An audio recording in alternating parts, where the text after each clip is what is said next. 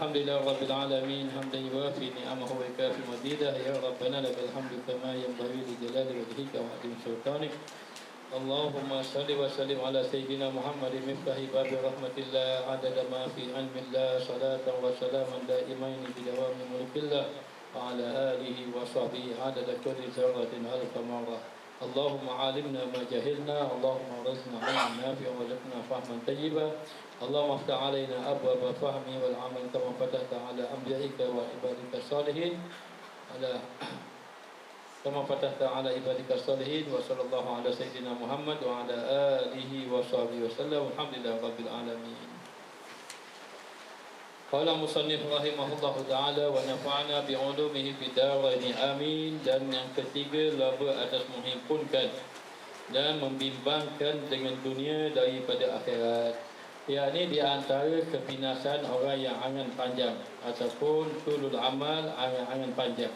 Apa maksud angan-angan panjang? Yakni merasa dirinya panjang lagi hidup ataupun melupakan ia akan kematian. Dan juga angan-angan panjang juga bermakna adalah merasa seronok dengan mengikuti hawa nafsu. Merasa seronok dengan mengikuti hawa nafsu ini termasuk dengan angan-angan panjang. Dan angan-angan panjang juga merasakan bahawa dia tidak perlukan amal ataupun menangguh-nangguhkan amal. Bahkan akhirnya menangguh-nangguhkan akan taubat kepada Allah. Maka dikatakan bahawa binasa, bahaya yang ketiga adalah dia akan menjadi tamak.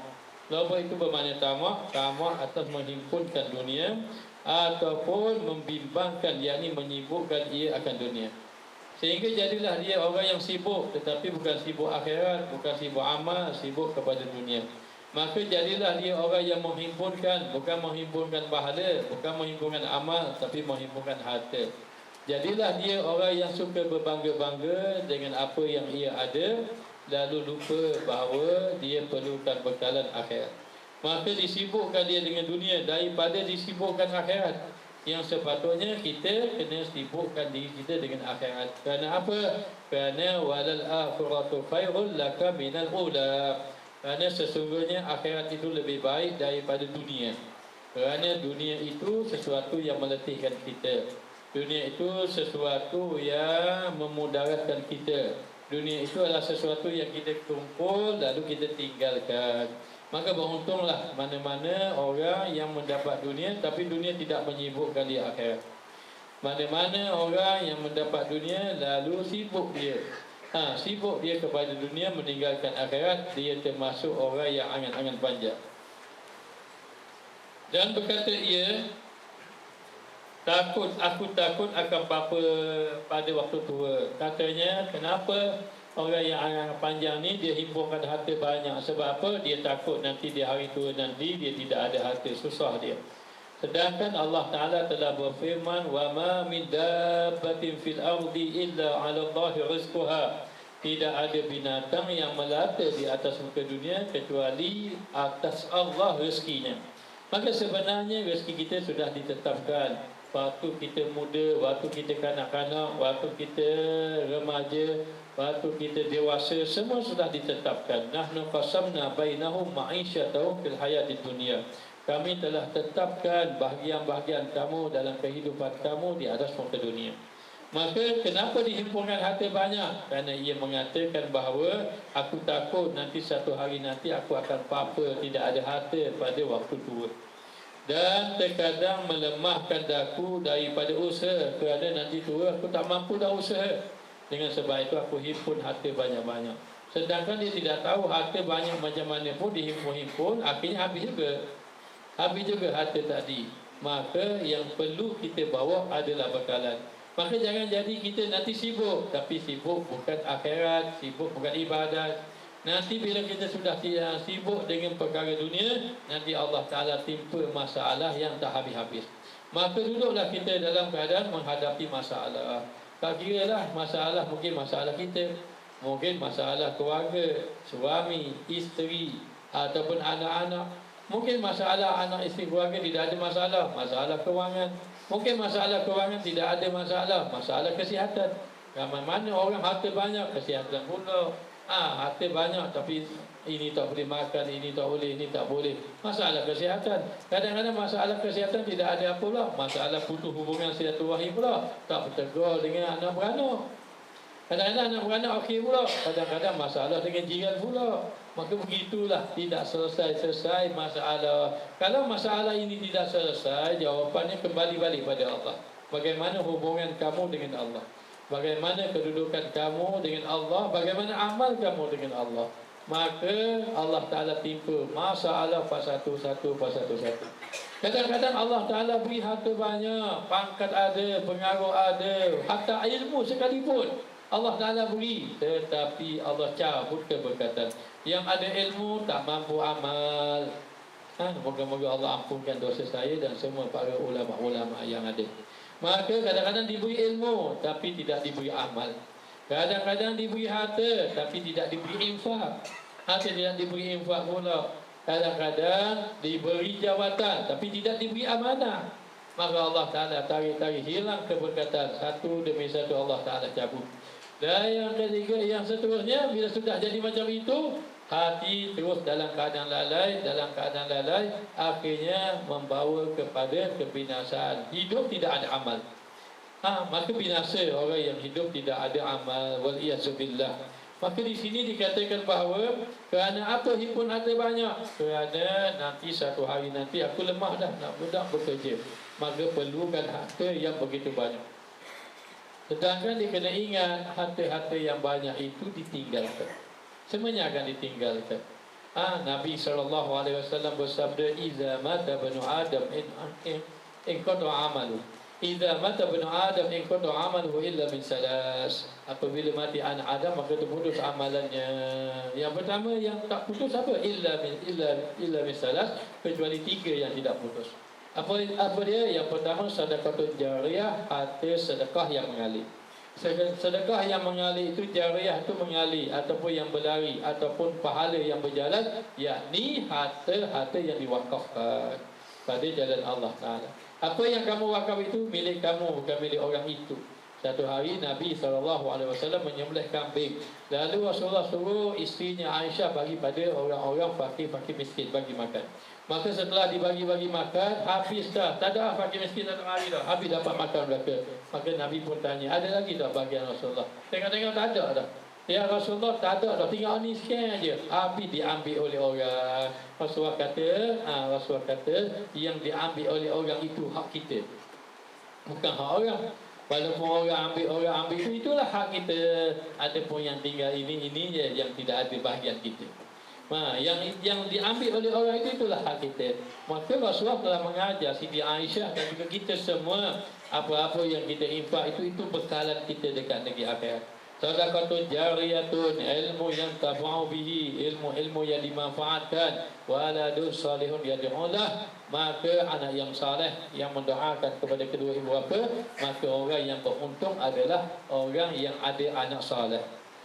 Maknanya dia ada anak yang saleh. Kenapa? Kalau dia ada anak yang saleh, nanti anak yang saleh itu beramal, baca Quran, berzikir, majlis ilmu, pahala agar sampai kepada kedua ibu bapa. Baik, maka dikata tak dapat tiada bagiku daripada sesuatu yang lebih aku simpan, maka tidak dapat tiada, mesti aku simpan untuk akan datang. Untuk akan datang mesti aku simpan. Maka sebenarnya kena faham tentang rezeki. Rezeki Allah telah jamin. Allah telah jamin rezeki kita. Bila Allah jamin? Sebelum kita lahir lagi. Jadi bila Allah tetap jamin sebelum kita lahir, sudah ada jaminan Allah. Tapi Allah tetapkan kepada kita melalui malaikat. Allah Ta'ala suruh malaikat tulis ketika kita berada dalam perut ibu kita 120 hari. 120 hari itu disuruh tulis apa? Rizkihi, tulis tentang rezekinya. Maka rezeki sudah ditetapkan. Allah tahu esok kita dapat rezeki apa. Allah mengetahui segala-galanya, kerana Allah lah yang menetapkan dia. Maka ada pun bila rezeki itu milik kita, tetap akan sampai kepada kita. Ada pun rezeki itu bukan milik kita, buat macam mana pun tak akan sampai pada kita. Maka kita hanya perlu usaha sahaja. Bila usaha, serah pada Allah. Bila Allah beri banyak, jadi kita orang yang bersyukur. Bila Allah beri sedikit, jadi kita orang yang bersabar. di atas nikmat yang Allah Ta'ala kurniakan. Maka jangan sibuk-sibuk, kerana antara sebab manusia lalai kepada Allah adalah kerana disibukkan dengan dunia. Adakah dunia itu duit? Bukan dunia itu duit semata-mata, tidak. Adakah duit?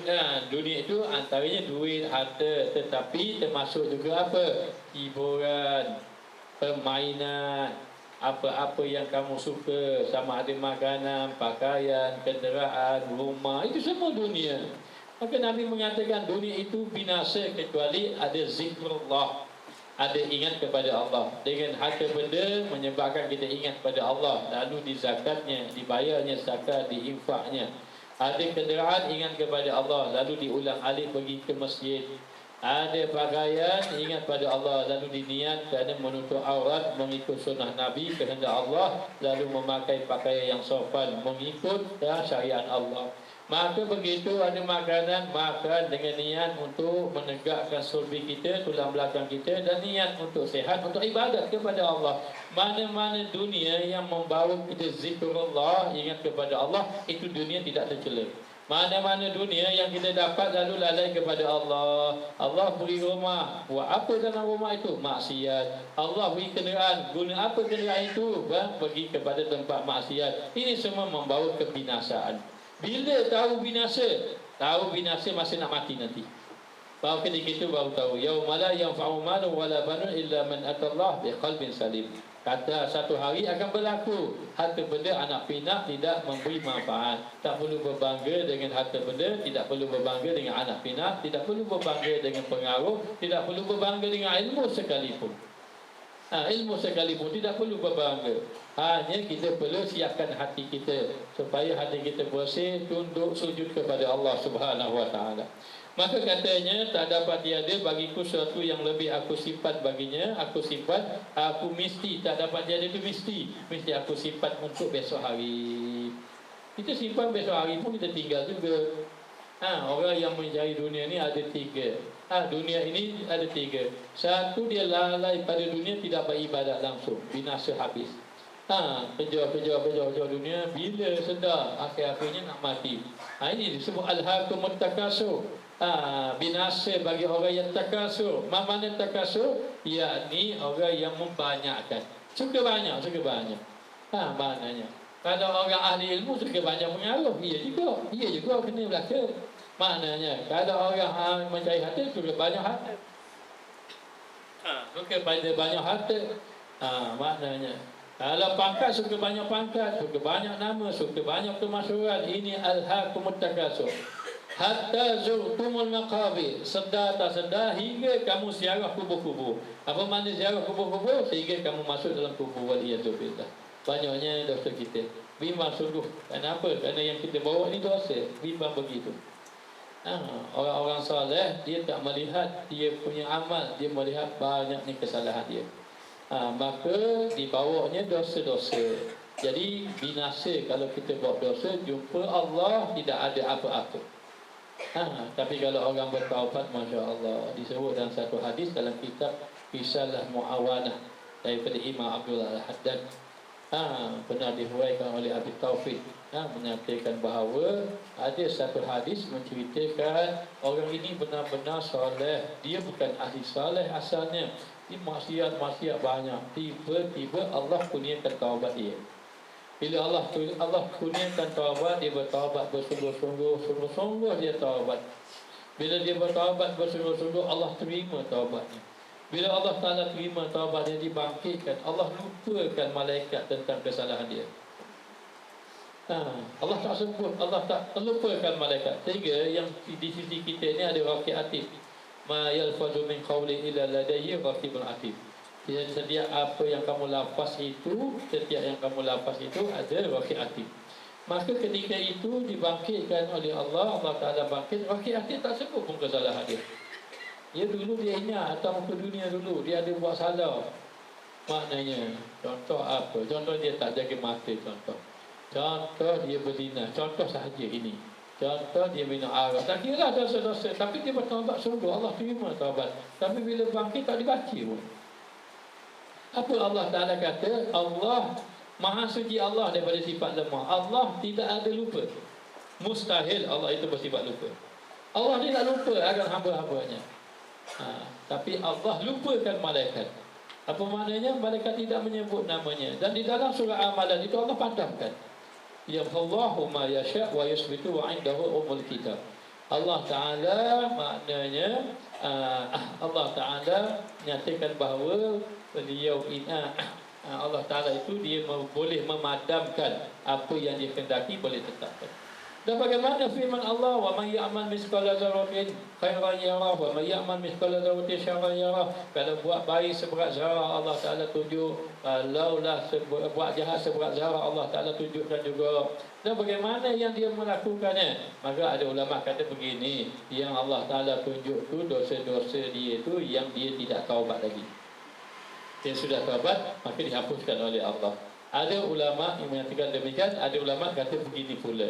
Dia mengatakan bahawa kalaulah dia bertaubat Allah hapuskan, maka tidak ditunjuk di khalayak ramai. Maka malaikat tidak sebut, orang ramai pun tidak tahu, semua tidak tahu sebab akhirat. Allah Ta'ala tutup auratina, yakni aurat ni keaiban-keaiban. Sebab tu orang membaca doa, Allahumma astu auratina, ya Allah tutuplah keaiban-keaiban kami. Ketika kita menyedar kita keaiban, ada keaiban-keaiban kita akan merasa kita tidak layak dipuji. Kita akan merasa kita tidak akan berbangga orang puji, dan kita tidak akan marah kalau orang tak puji kita. Tapi kalau orang tak puji kita, kita rasa marah. Orang maknanya kita inginkan pujian, kita berasa hati orang tak puji sekarang aku. Maknanya bermakna apa? Bermakna kamu lupa melihat keaiban kamu. Kerana sesungguhnya manusia tidak layak dipuji. Kalau Allah buka keaiban, maka habis lari di antara satu sama lain. Maka dalam keadaan macam itu Allah tutup. Bila tutup tak ada, tidak ada kesalahan-kesalahan, tidak ada. Allah mengatakan, aku mengampunkan akan dosa-dosa kamu semua. Sebab apa? Sebab kamu bertaubat kepada Allah di atas dosa-dosa yang Allah kurniakan. Di atas Allah uji pada kamu. Lalu dengan taubat yang Allah kurniakan, Allah ampunkan akan dosa-dosa. Benarlah sabda Nabi, at-taibu minan zambi kaman la zambalah. Orang yang bertaubat daripada dosa seumpama ia tidak ada dosa. Baik, lalu dikatakan bahawa maka tidak dapat tiada bagiku daripada sesuatu yang lebih aku simpan bagi sakit itu. Aku kena simpan ketika mana sakit aku, ataupun tua aku, ataupun ketika papa aku, ataupun waktu papa, ataupun seumpamanya. Maknanya, maka yang disuruh itu ibadat sebenarnya. Utani khamsan qabla khamsin.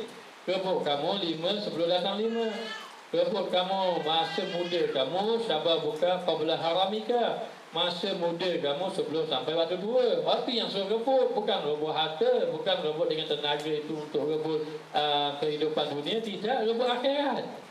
Syabab bukan qabla haramika. Muda kamu sebelum sampai waktu tua kamu. Yang ni waktu muda, waktu kita sihat, waktu kita gagah lagi. Waktu itulah nak sembahyang duha banyak pun.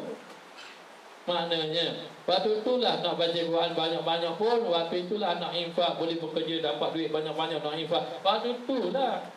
Bukan waktu itu kita seronok-seronok, nanti satu hari nanti aku akan taubat, pakai ibadat sungguh-sungguh. Sampai masa alhamdulillah Allah Ta'ala beri taubat, tapi tak mampu dah ibadat banyak. Syabab bukan qabla haramika. Mana masa muda kamu sebelum sampai waktu tua kamu. Waktu lapang kamu sebelum datang, waktu sibuk kamu. Bukan qabla syughlika. Waktu lapang kamu sebelum datang, waktu sibuk. Masa lapang-lapang lah. Masa baru kahwin tak ada anak, masa tu bawa suami isteri, bawa isteri pergi belajar. Nanti dah sibuk ada anak, payah pula.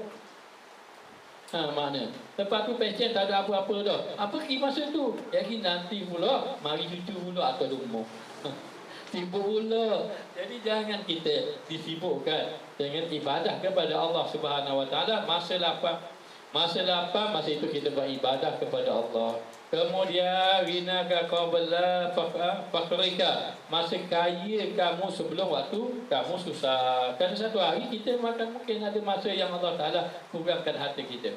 Akan ada masa. Maka dikatakan bahawa sebenarnya infak bukan tunggu kaya. Infak belum masih ada.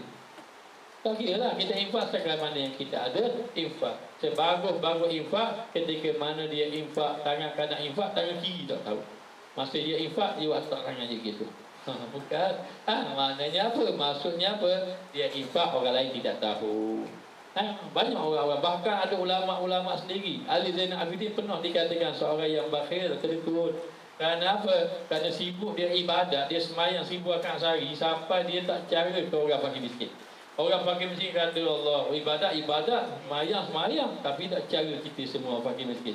Padahal fakir miskin tak tahu mana-mana yang fikir gandum, ke dia Ali Zainal Abidin lah. Siang dia beribadat, malam dia fikir gandum. Bagi, tak tahu pun. Fakir miskin tak tahu pun. Sampai dia mati, fakir miskin tak tahu. Lepas beberapa bulan baru fakir miskin tahu. Kenapa? Bermula pada hari kematian, bantuan tak sampai. Baru mari miskin. Begitu orang-orang saleh melakukan amal ibadat. Maka yang disuruh rebut itu apa? Ketika kaya sebelum sampai waktu susah, maknanya. Jadi dalam keadaan macam itu, rebut kita. Rebut mana-mana boleh kita rebut itu, kita pun rebut. Maknanya supaya kita dapat bahagian-bahagian kita.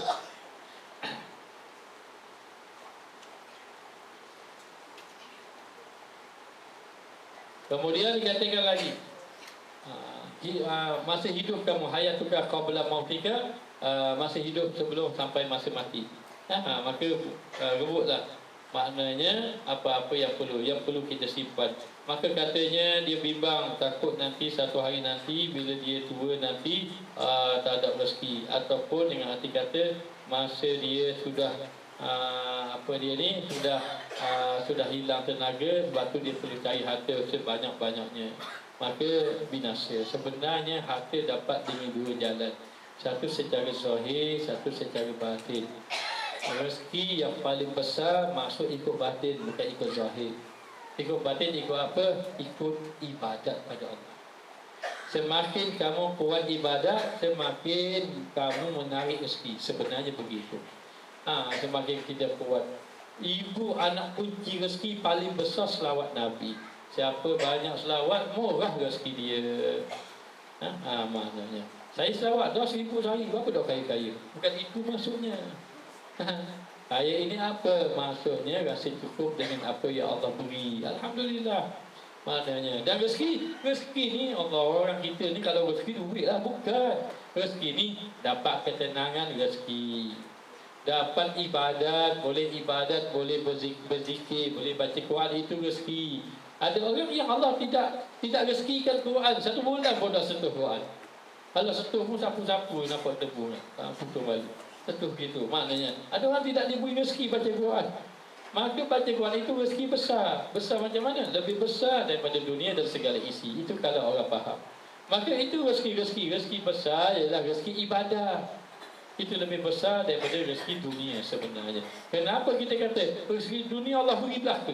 Orang kafir beri, orang munafik beri, orang fasik, orang ahli maksiat, orang ahli ibadat, orang munafik, semua Allah Ta'ala beri. Tetapi rezeki ibadat, orang yang beriman benar-benar Allah Ta'ala beri. Itu rezeki ibadah. Maka rezeki itu terbuka cara batin, cara ibadah itu lebih besar sebenarnya. Tapi malahnya manusia, dia kerja, ibadat dia tinggal. Ataupun dia kerja, dia ibadat dikemudiankan. Dia ibadat pada utama. Tak percaya, jagalah yang sembahyang 5 waktu. Jaga sembahyang 5 waktu. Ada satu orang jemaah ni, dia selalu ikut saya pesan dia, jaga sembahyang 5 waktu, jangan tinggal. Pastikan anda pergi 5 waktu itu di masjid. Maka apa saja orang kata, ekonomi jatuh lah, begini lah, kerja lah, dia relax je, tak ada apa-apa. Dia rasa biasa saja. Kata ini keberkatan, anda sembahyang semua jemaah 5 waktu. 5 waktu, jaga 5 waktu. Nak tahu rezeki tak rezeki, tak percaya test kali. Tinggal, mayanglah seorang. Bukan suruh, nampak lalu rezeki. Nampak lalu rezeki akan berkurangan. Maka dikatakan bahawa rezeki yang besar itu adalah apabila Allah kurniakan hati kita ingin ibadah kepada Allah, lalu Allah Ta'ala beri taufik, kekuatan untuk kita melakukan ibadah kepada Allah. Lalu dikatakan bahawa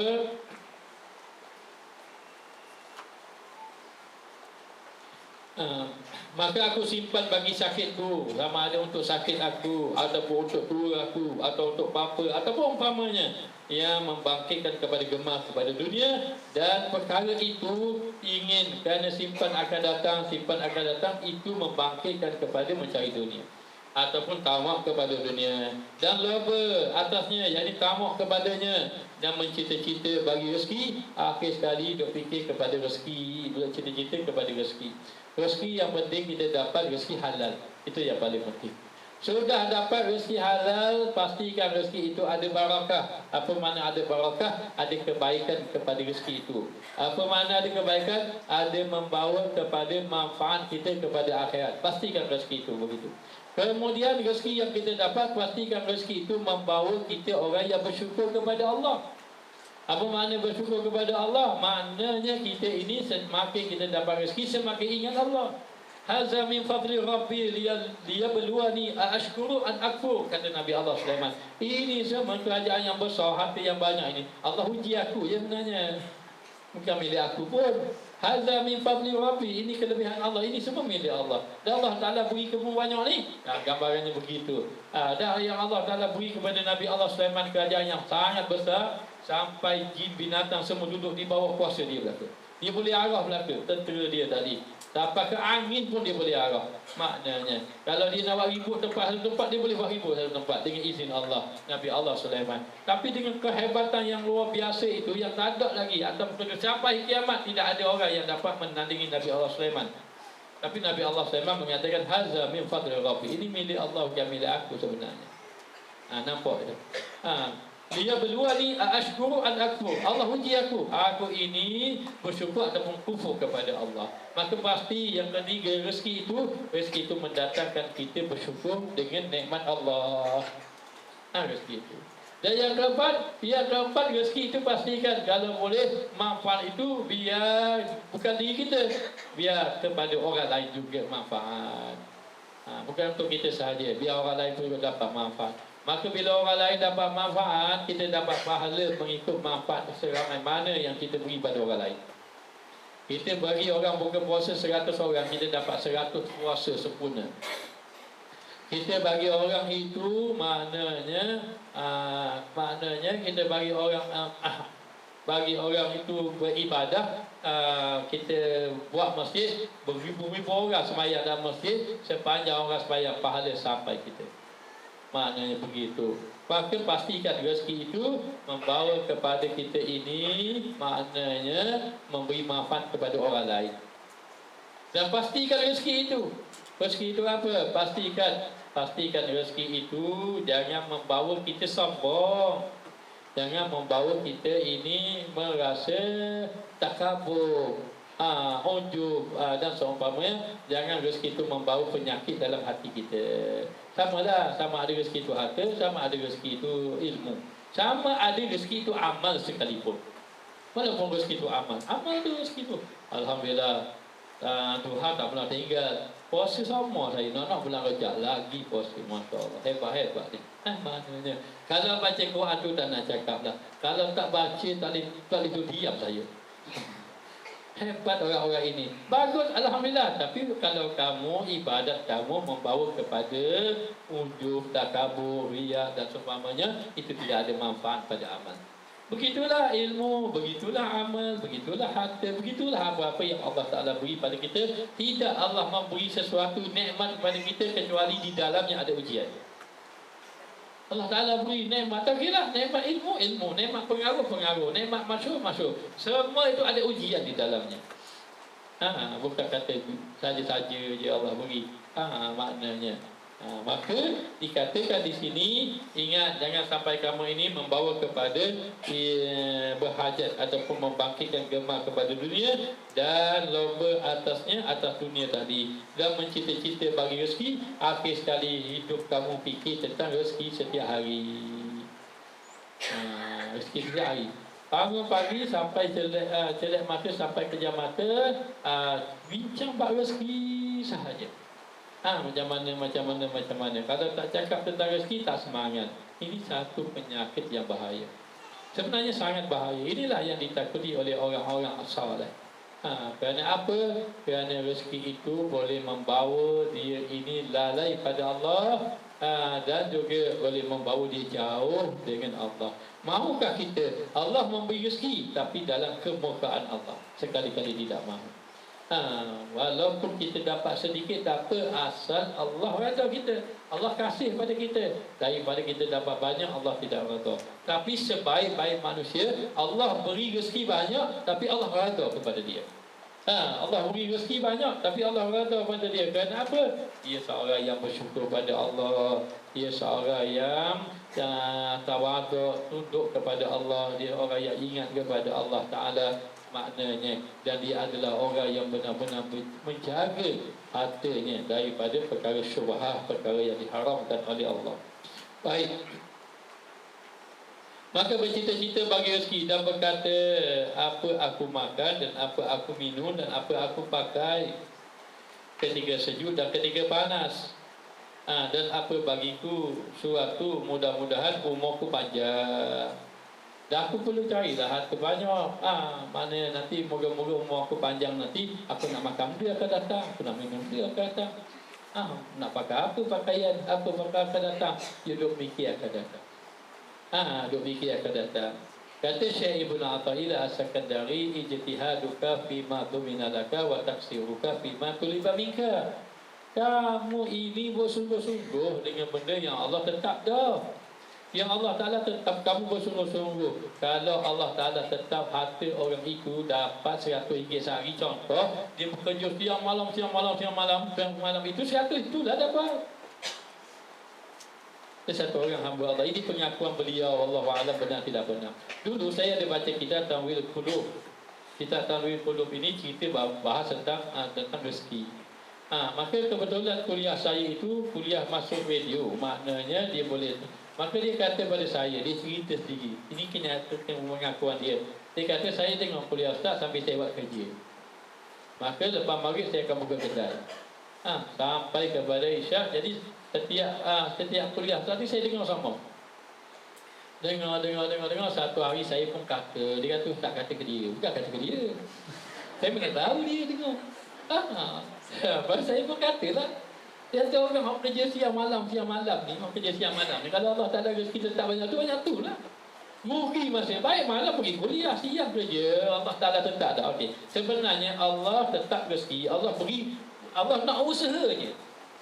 Allah nak mau usaha untuk sampai rezeki, dan Allah tambah mau usaha sampai mula pada dia, itu je. Jadi kalau nak usaha, tak apa untuk dapat rezeki. Tapi Allah marah kalau mau usaha sampai mula pada dia. Saya kabarlah patutnya waktu maghrib dia pergi masjid. Dia berasa kena atas pada dia. Kemari dia kata, saya kata ke dia. Dia kata bagus dia. Dia kata semenjak dia dengar kuliah itu, dia kata, saya ambil keputusan lepas maghrib saya duduk saja. Saya hanya buka siang saja. Mereka awal dia kata memang rezeki dia agak kurang sikit. Dan dia dapat siang malam. Yang dapat sikit, kurang sikit. Sekejap saja rezeki kurang. Akhirnya bila dia kata, kemudian daripada tu dia kerja siang saja, malam dia tutup, dia dapat 2 kali ganda lebih besar daripada dia kerja siang malam. Baru dia tahu, baru ucap terima kasih. Ucap terima kasih. Alhamdulillah. Senang dia kata ni. Kaya dia kata ni. Tukang cakap ada main kaya. Maka nak bagi tahu bahawa itu sebab apa? Sebab rezeki Allah tetap dah. Kamu sungguh siang malam sudah ditetapkan oleh Allah Subhanahu Wa Taala.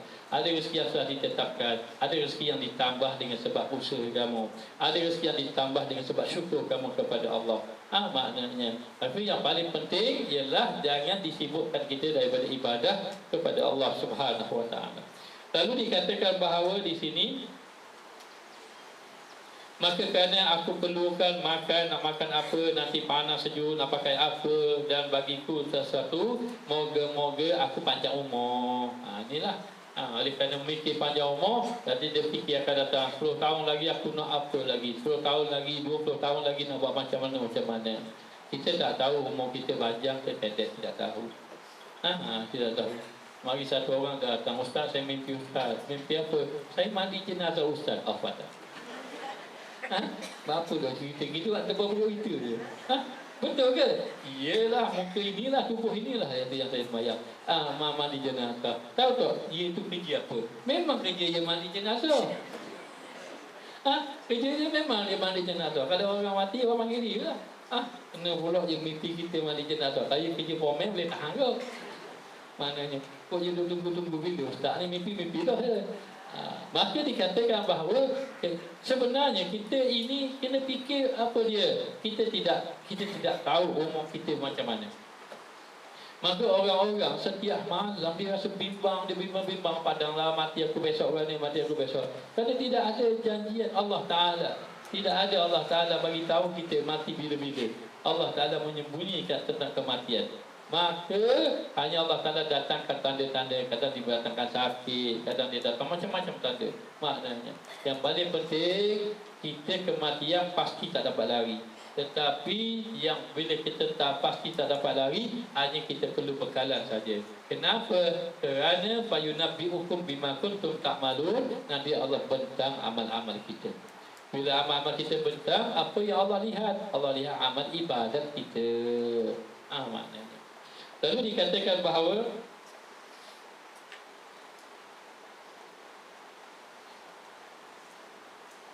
mudah-mudahan umurku panjang, maka berkehendak aku dan hajat sedua itu suka dan payah, maknanya dan tak dapat bagiku itu daripada kuat kekuatan dan juga kaya daripada manusia. Ya, ini tidak berhajat kepada manusia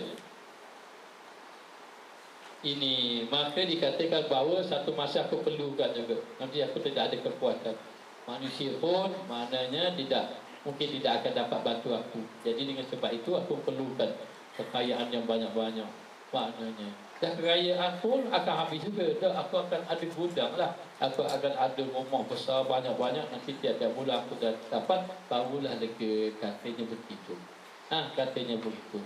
Sedangkan dia tidak sedar bahawa satu hari nanti benda-benda itu atau apa yang ditinggalkan itu boleh jadi, wallahualam. Kadang-kadang harta yang ditinggal boleh bawa binasa. Sebab apa? Berlaku pergaduhan adik-beradik, anak-anak. Kadang-kadang benda yang ditinggal itu membawa binasa. Sebab apa? Kadang-kadang yang ditinggal itu dijadikan orang akan tempat maksiat dan seumpamanya. Jadi jaga-jaga kita. Pastikan kita ini maknanya bawa bekalan kita. Dan kalau kita ada anak kita soleh macam mana pun, jangan harap anak soleh. Tengok kita dah lah. Tengok kita dah lah. Kita pun, amalan kita pun dah nak atau mak ayah kita pun kurang. Maknanya yelah, masa mula-mula kita ingat sama lah, sedih je, tapi lama-lama tak ada. Lalai kita kepada Allah. Jangan harap anak-anak, amal kita banyak-banyak. Kemudian kalau ada anak soleh, alhamdulillah. Kalau tidak ada anak soleh, tuan-tuan, kita sudah ada amal untuk membentengi kita. Apa amalnya? Antaranya banyakkan ucap la ilaha illallah. Siapa yang banyak la ilaha illallah, nanti dia mati mudah husnul khatimah. Siapa yang banyak la ilaha illallah, Allah janji. Siapa yang banyak ucap la ilaha illallah, amina min azabi, Allah janji. Ini janji Allah. Saya tak berani janji, tapi Allah yang janji. Tahu mana Allah Ta'ala janji? Nabi yang kata. Tahu mana Nabi kata? Nabi kan kata la ilaha illallah hisni, la ilaha illallah itu benteng aku. Faman amina, faman dakhala fi hisni amina min azabi. Siapa yang masuk dalam benteng aku, kubu aku, aman daripada azab aku. Habiskan masa dengan berzikir. Berzikir, tumpukan hati, zikir, ingat Allah. Jangan tengok drama masa zikir. Maknanya nanti tumpu benda lain pula. Maka zikir. InsyaAllah. Apa yang perlu ada dalam kehidupan kita para jemaah? Yang perlu ada dalam kehidupan kita ini 3. Apa dia? Yang pertama, berdampingan dengan orang yang soleh.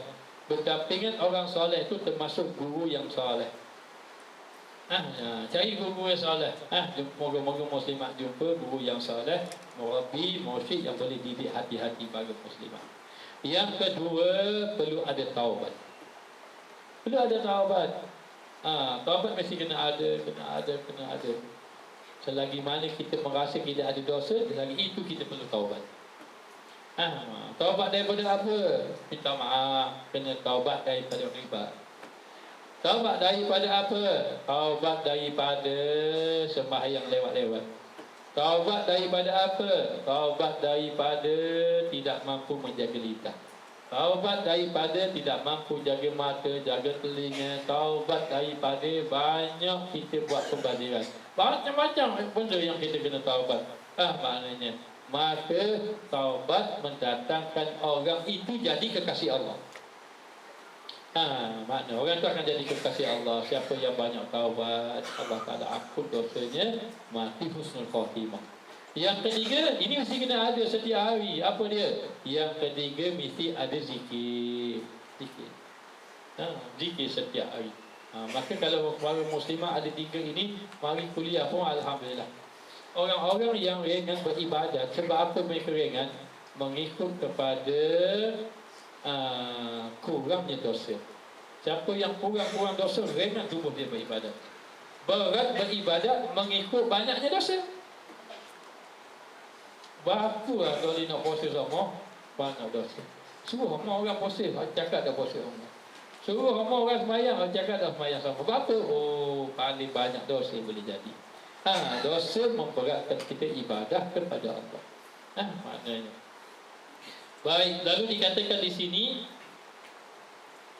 nanti satu hari nanti aku ni maknanya perlu cari harta banyak pada satu hari sampai waktu tua nanti susah, hidup susah payah, tak ada orang kerja dah, kekuatan pun tidak ada, orang pun maknanya orang pun tak hajat pada kita, kita pun tak nak berhajat pada orang.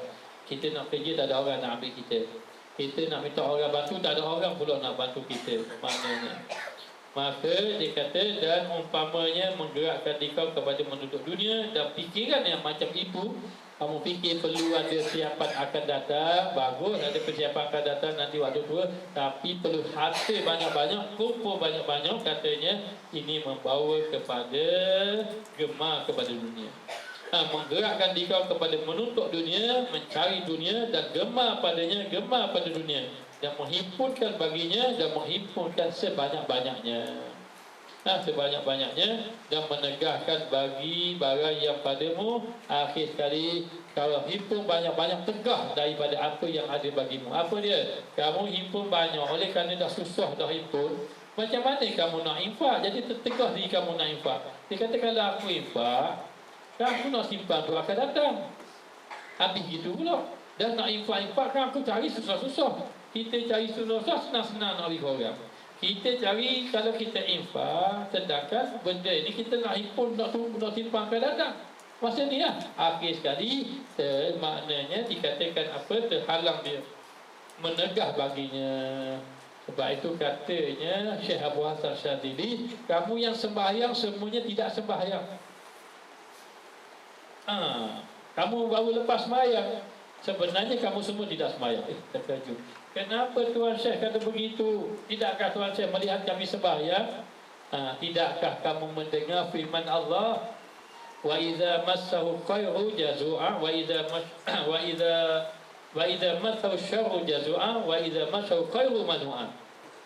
Apabila kamu diberi kesusahan, hati kamu keluh kesah. Allah Ta'ala beri ujian, Allah serabut sungguh. Keluh kesah.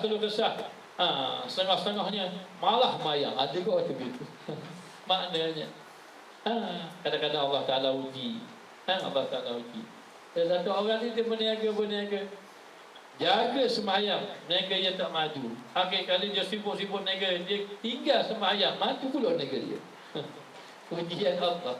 Allah mengujinya. Maknanya dia kata, lalu dipahami sembahyang tu tak penting. Dulu jaga sembahyang pun tak maju juga berniaga. Ini jaga-jaga. Wa idza massahu syarru jazua. Apabila diberi kamu kesusahan, kamu keluh kesah. Susah hati, tidak tenang. Apa maksudnya? Apabila Allah timpa ujian, kamu tidak kembali kepada Allah. Sebab itu apa-apa dia kata, kalau kamu ditimpa musibah dalam keadaan hati kamu lalai, jangan kamu cela orang. Fala talumunna illa nafsak. Jangan kamu cela orang, kecuali kamu kena cela diri kamu. Kadang-kadang bila ditimpa musibah apa-apa, maknanya kita pergi keluar, Lepas tu balik kita pun pergi berjalan. Balik tengok orang masuk rumah kita. Apa ni pencuri ni? Marah-marah pencuri. Benar pencuri itu memang salah. Tapi kita, masa kita keluar, kita tak ada baca apa-apa pun. Korang baca Bismillah tawakkaltu ala Allah. Tak baca ayat kursi, ayat meja, semua tak baca. Tak baca. Baca, tak ada baca. Dia kena nak keluar rumah pun kena baca kan. Baca, maknanya kena baca dan minta doa, surah kepada Allah Ta'ala. Anta khalifatan fis safar. Engkau lah maknanya pengganti aku ketika mana safar. Wa khalifatu fi ahli wal mali wal waladi. Dan engkau juga pengganti yang menjaga ahli keluarga aku, anak aku, harta benda aku. Baca doa-doa begitu. Lalulah maknanya. Dah kalau balik kena curi juga, Allah adalah kebaikan Allah nak beri dulu. Tapi dikatakan maknanya kalau kamu ini dalam keadaan lalai, Allah Ta'ala tipu ujian pada kamu, fala talumunna illa nafsak. Jangan kamu cela kecuali diri kamu. Ini diajar oleh orang sufi. Oleh orang sufi.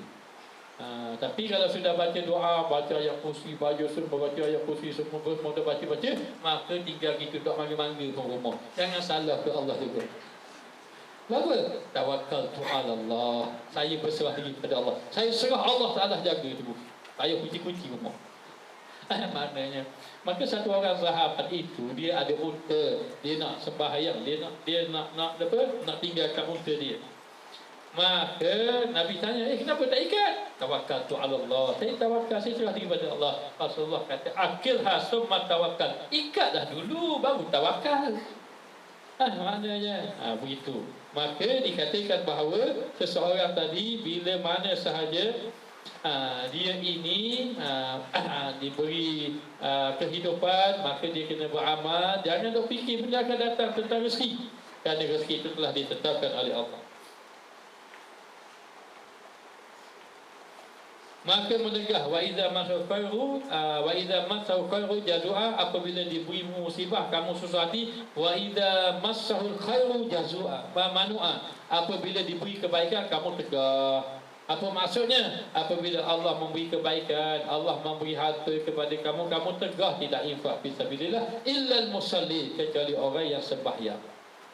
Maka oleh kerana duk fikir dengan fikiran macam itu, kita perlu ada banyak rezeki, kita kena cari sebanyak-banyak, nanti kamu kena penyakit. Penyakit itu penyakit apa? Penyakit itu penyakit tulul amal, iaitu panjang angan-angan. Penyakit angan-angan panjang ini dia akan kena 3. Apa dia? Yang pertama, kamu tidak akan ingat kematian. Rasa hidup panjang kamu. Ada tak rasa gitu? Ada ke tak ada? Rasa tak mati-mati lah kita ni. Itu satu penyakit. Yang kedua akan rasa malas ibadat.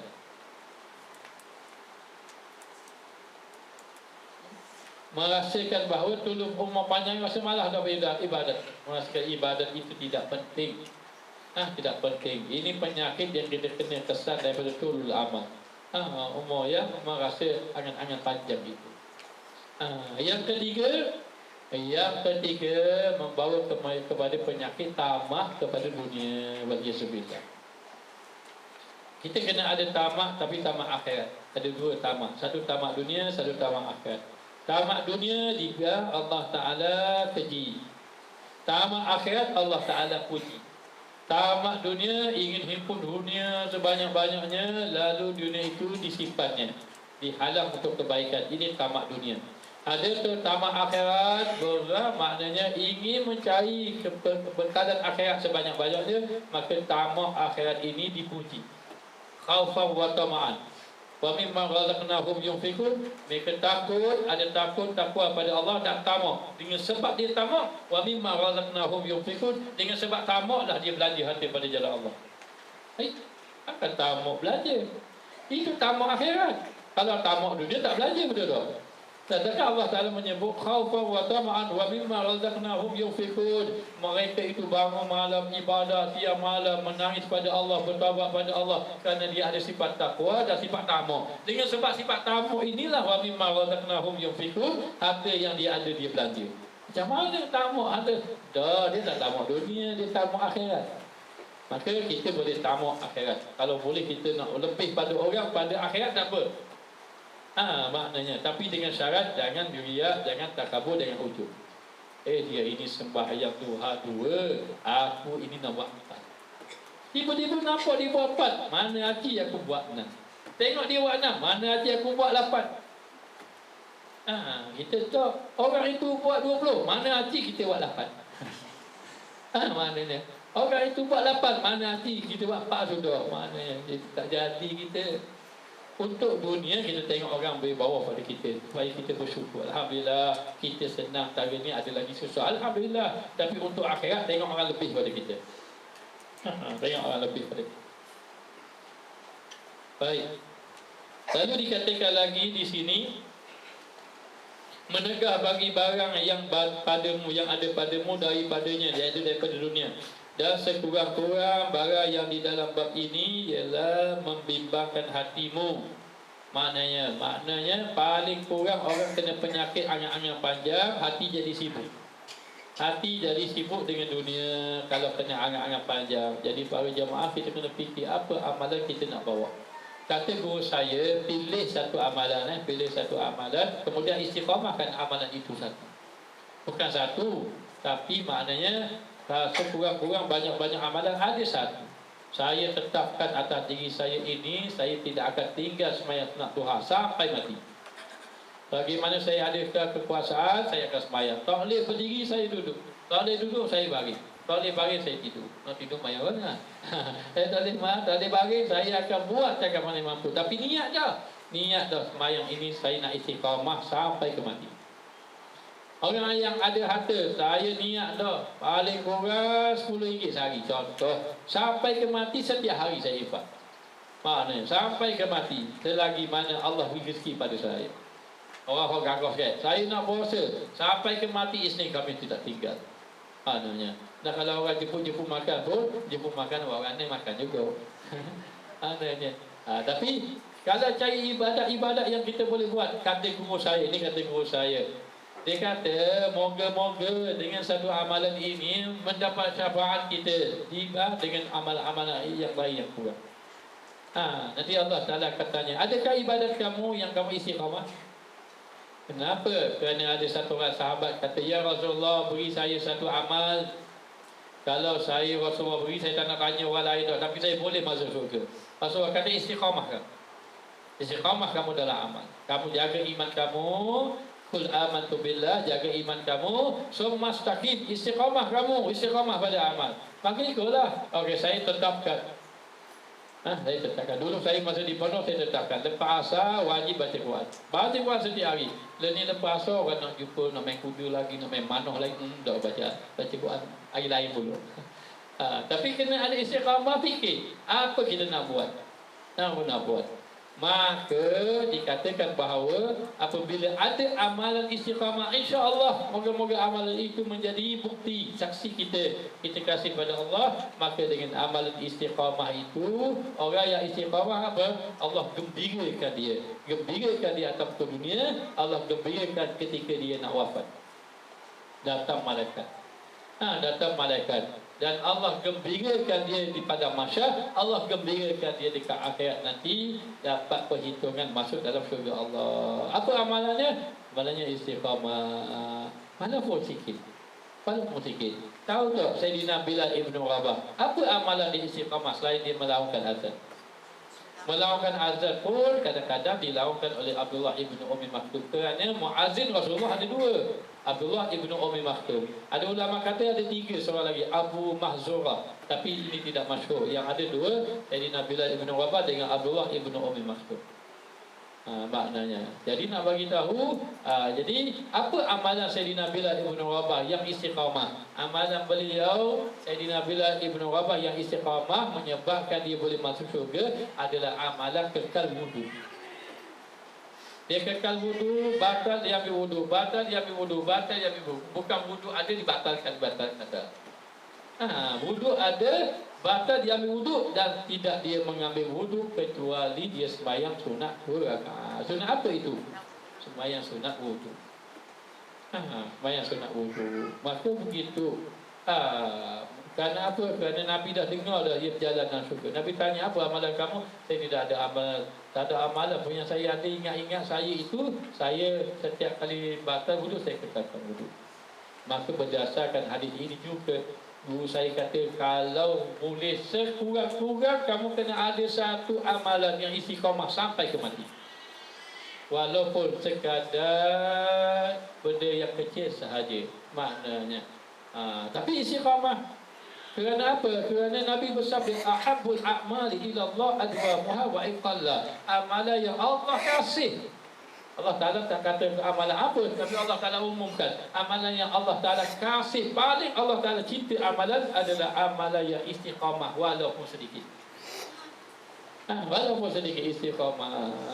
Bila sudah istiqamah, jangan khabar orang. Kita nak khabar orang ni, saya Tuhan 2 tahun dah boleh tinggal.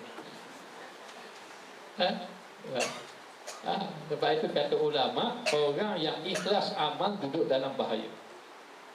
Kerana apa? Kerana bahaya mereka, amal dia yang pertama boleh membawa dia menyesal. Menyesal tidak ikhlas. Contoh macam mana? Minta maaf banyak ni contoh. Okey, dulu saya ada bantu orang. Contoh saja.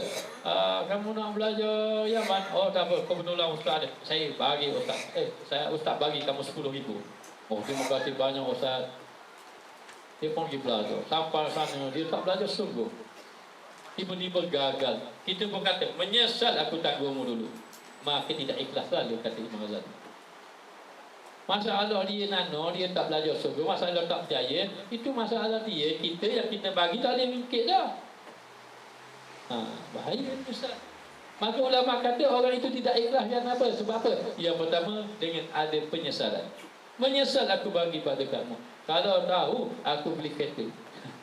Anaknya, saya aku beli kereta daripada aku kamu. Saja. Menyesal. Maka penyesalan itu boleh membawa kepada batal ikhlasnya pada Allah. Bahaya itu. Yang pertama. Yang kedua apa? Yang kedua, mengingat-ingat. Dulu masa pergi Mekah 1 ke 3 dahulu, Masya Allah, 3 hari kata buat. 3 hari saja kata buat. Masa itu tak jadi mutawih lagi, duduk siang malam. Bila? Masa awal-awal pertama kali. Tahun bila? Oh tak ingat, tapi 10 tahun dulu lah. Maknanya dia ingat lagi benda-benda dahulu itu. Maka kata ulama boleh bahawa tidak ikhlas. Allah, senang tak ikhlas? Payah. Kata ulama, amal kamu boleh batal walau 20-30 tahun. Amal kamu pun boleh batal bila tidak ikhlas. Mana? Jadi yang kedua apa? Yang kedua, mengingat-ingat. Jaga para jamaah, jangan ingat-ingat. Jangan ingat-ingat. Rasa kita tidak ada amal. Rasa tidak ada amal dalam kita beramal, melakukan amal ibadat kepada Allah. Yang ketiga, membawa kepada orang itu tidak ikhlas di dalam amal. Apa dia yang ketiga? Yang ketiga, merasa diri baik. Kami nak kira Allah susah-susah ya ni. Aku pakai serban kan rasa baik dah. Maknanya aku baca kitab 2, 3, 4 kali khatam pun rasa baik dah. Allah lemah sungguh lah. Maknanya. Lepas tu kawan ulama-ulama, oh habis-habis kenal dia, rasa baik dah. Ni penyakit. Penyakit. Sebab tu ada ulama. Dulu saya pernah jumpa, saya sempat jumpa Habib Abdullah. Lepas ni beliau ini seorang wali Allah kasyaf dia.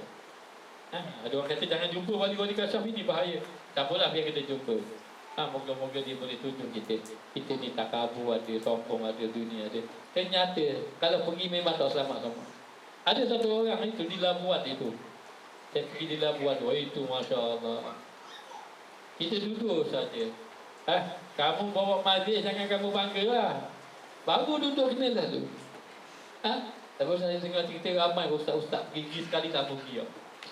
Masya Allah, Allah tak ada bagi. Kata Imam Abdullah Al-Haddad, kamu kena ambil kira orang yang kata buruk pada kamu. Ambil kira, benar ke tidak benar dia kata. Benar ke tidak benar, kata Imam Abdullah Haddad. Supaya kamu boleh tengok diri kamu. Bila orang kata, ustaz ni tak ikhlas. Oh, jangan kata kau tak ikhlas. Ingat dia ikhlas kan? Maknanya itu ada memang ada tidak ikhlas. Boleh jadi begitu. Kata Imam Abdul Haddad, kamu kena ambil kira orang yang kata buruk pada kamu. Kerana kadang-kadang yang kata buruk itu ikhlas melihat keaiban kita. Maknanya tengok betul-betul. Maka demikian. Kena tengok keadaan. Jadi hilang ikhlas tu tiga ni. Menyesal. Satu. Yang kedua apa dia? Mengungkit-ungkit, mengingat-ingat. Yang ketiga, merasa sudah baik dengan amal yang kita buat dulu. Mari tiga ini batal ikhlas kita. Waliyadzubillah.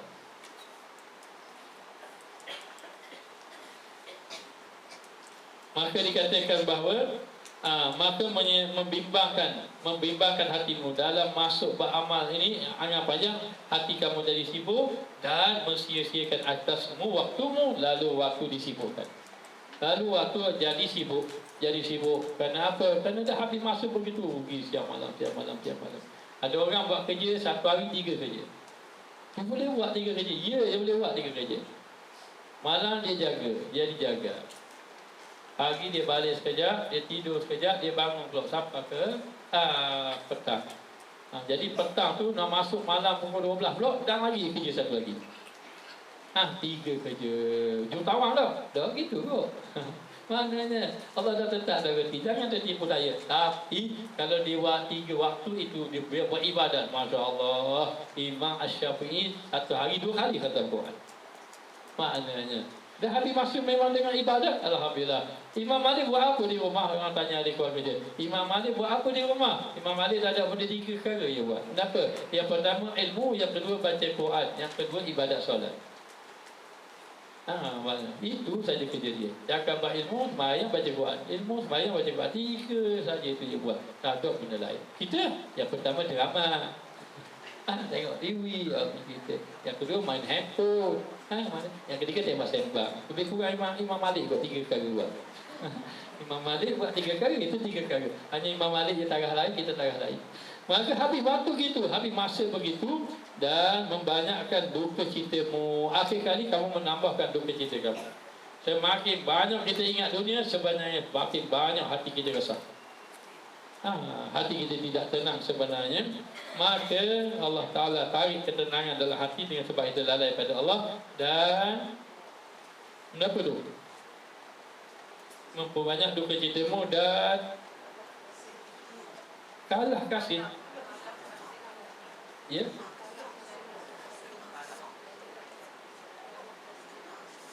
Kalah kasihmu.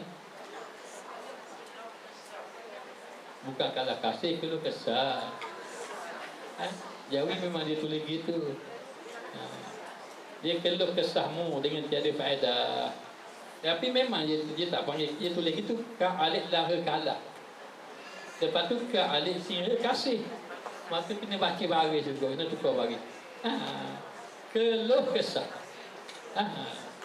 Keluh kesah. Saya tahu dah saja nak tanya dia. Ramai orang kata, saya baca tu memang orang akan baca kalah kasih.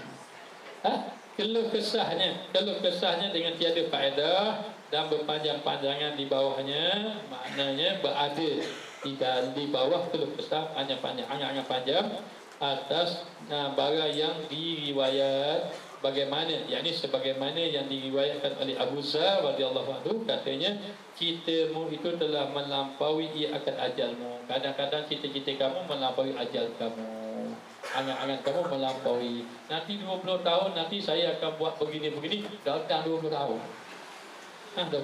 Jadi mudah letak jawatan dengan panjang-panjang angan. Bagi orang lain pula. Maknanya kau atas itu dulu. Maka dikatakan bahawa angan-angan panjang itu kadang-kadang dikatakan angan-angan kamu ini membawa kepada mengalahkan ajal kamu. Jadi kita jangan kena fikir juga ajal. Mungkin kita fikir 20 tahun lagi saya akan jadi gini, saya akan jadi gini. Kalau kita berangan-angan akan datang untuk menjadi orang soleh, itu lain. saya kena tambah lagi ibadat, akan datang saya nak menjadi penghafal Quran. Satu hari ini saya hanya hafal satu lai saja. Nanti mungkin 3 tahun lagi, 4 tahun saya akan jadi hafizah. Itu tak apa, angan-angan ke akhirat begitu tak apa. Tapi angan-angan menghimpun dunia itu lalai sama sekali, membawa lalai dan membawa kepada kebinasaan. Wallahu a'lam. Dan keempat, keras hati kita tangguh minggu hadapan.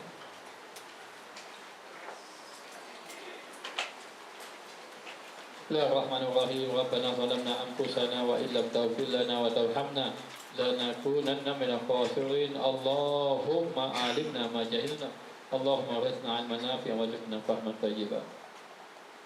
Allahumma inna nas'aluka taubata wa dawamaha wa na'udzu bika minal ma'siyati wa asbabiha wa zakkirna bil khawfi qabla hujumi qadaratiha wa minat tafakkuri fi taraikiha wa abqu min qulubina halawatan majtaninahu wa tamulimahu wa bidittiha.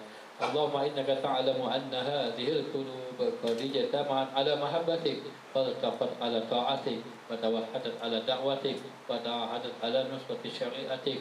أوسك اللهم رابطتها وعدمدها واهدها سبلها واملاها بنورك الذي لا يكفو واشرح صدورها بفيض الإيمان بك وجميل التوكل عليك واهيها بمعرفتك وأمنها على شهادة في سبيلك إنك نعم المولى ونعم النصير.